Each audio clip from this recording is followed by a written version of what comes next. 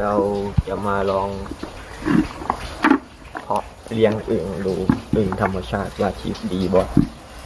นี่เขาจับมาได้ประมาณนี้ทำไมไว้ประมาณนี้อึ่งเท่านั้นเขาสิลองเอาไม้มันไข่มันเปิดน้ำเลยประมาณนี้ประมาณนี้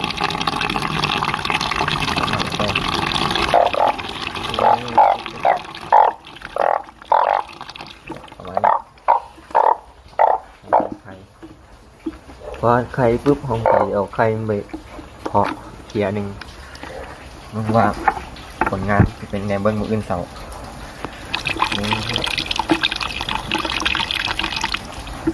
จะประมาณจะนิ้วนึงแน่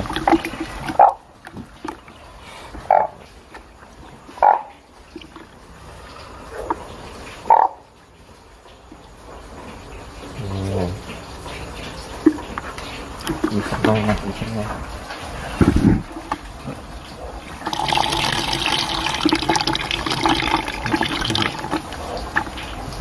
มานี่หรอกนะจะประมาณนี้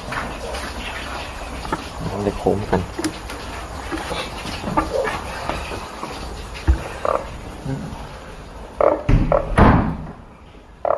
ดูผลงานของยิงแสงมาติดไข่ดูเขาจะไว้นี่ไอ้ยี่ห้อไอ้ไข่มันไว้ไอ้ตัวอยู่ห้องสี่ตัวปูนั่นนี่ตัวปูตัวไข่